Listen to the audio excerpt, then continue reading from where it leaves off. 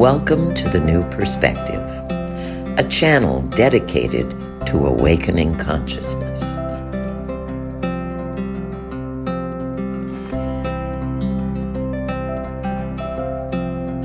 A place to join together with companions in our spiritual journey.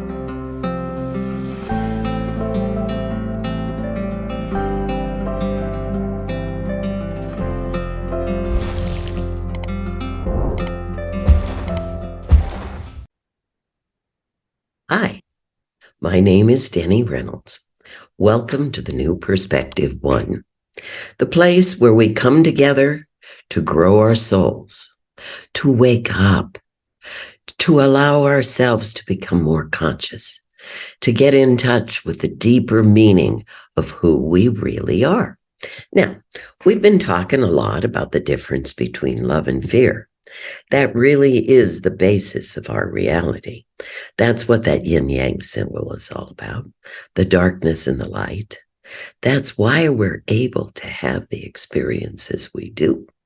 So there's nothing wrong or inherently evil about living in a world that's made up of light and dark and good and bad and right and wrong and up and down. It's how do we learn to navigate our way through that. One of the best ways of beginning to learn that is studying the idea that all situations are fundamentally neutral. They only have the meaning that we assign them, which means that every circumstance, everything in our life is up for us to define. We can decide how we're going to see it.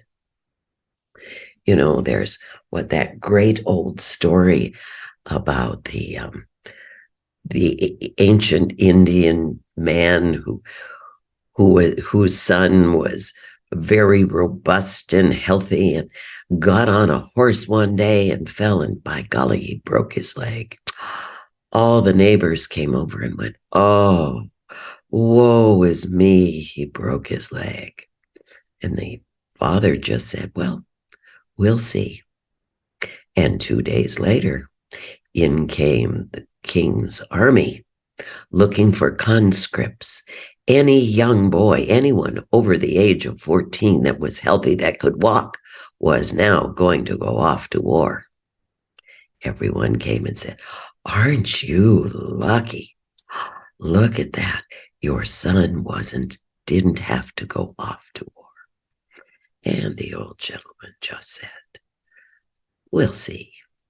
And so the story goes on and on, but that's the whole point.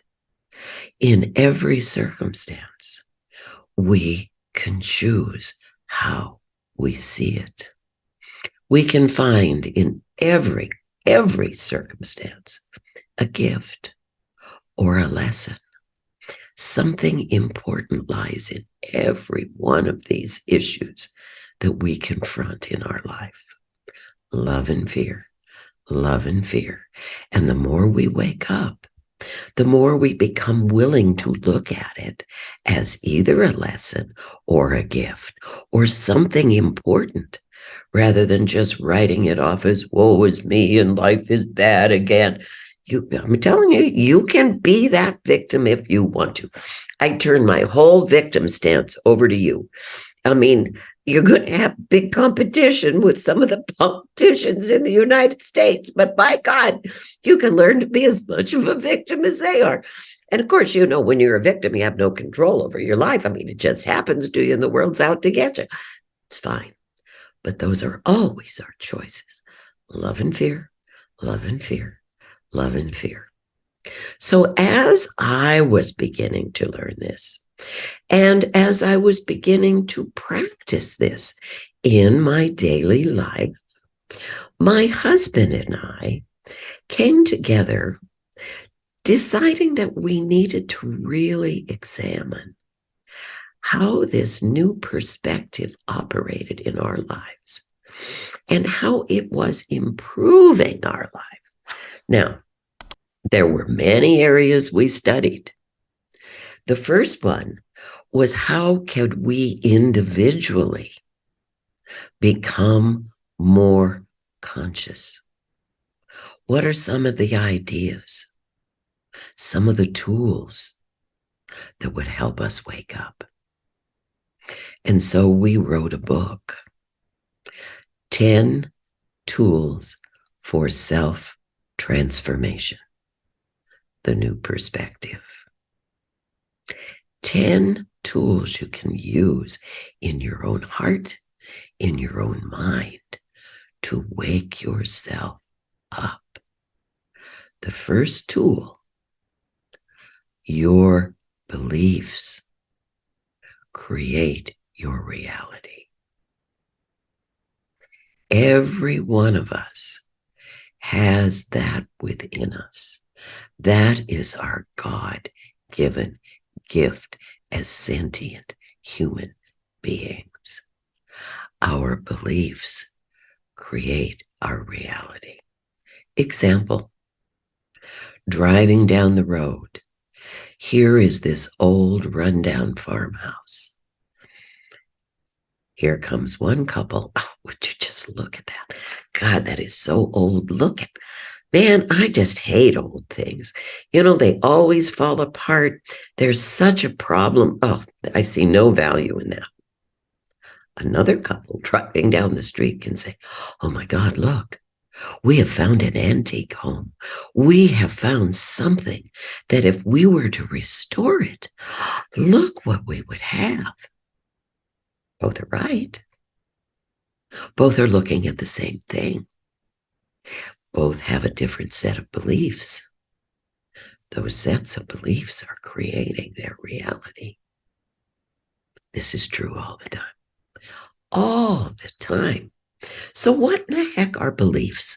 What am I talking about? What is that woman talking about when she talks about beliefs? Well, that's how we believe things to be true. It's what we think is going on. You know, that you have to work hard if you want to be successful. That's a belief. There's that other guy down the street that goes, oh, no, you got to work smart. You just have to enjoy yourself. Both are right. Both are operating on their beliefs. So the next thing we want to start looking at is examining your beliefs. What is it I believe? Where did I get that? How did I learn that? How did I learn life is hard and then you die? How can I learn, oh God, you never can trust those guys next door. Look at them. Oh, they're loaded with tattoos. What idiot. Where did I learn that? That's just a belief. Did I decide it? Did my family teach it to me? Did I pick it up from my friends? Is this belief serving me? These are issues that are important to look at. It's hard to figure out what you believe, but start looking at circumstances. Do you believe you have to work hard for the money? Do you believe you're only going to be happy when you're rich? Oh, I got one to tell you about that. What is it you're believing? What are the underpinnings of your reality? You know, I love the belief that money's going to make you happy, because it does. Money does everything it can do in the first 20 minutes, half an hour. You paid all your bills. You don't owe anybody anything. Oh, God, does that feel good? Now you can buy anything you want. Oh, wow. Oh, that. And now I'm still fighting with my wife. My kids are still a pain in the ass. What's going on? You see, the belief may not be true that money buys happiness. You got to get in there and examine it. Is that true? Is there something else we can do as well? So this opens up just a whole world of what is it we believe? Why do we believe it?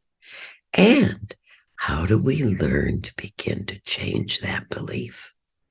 Well, that will be part of our next session together.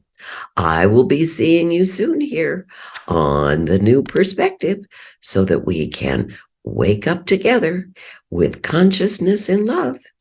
See you then.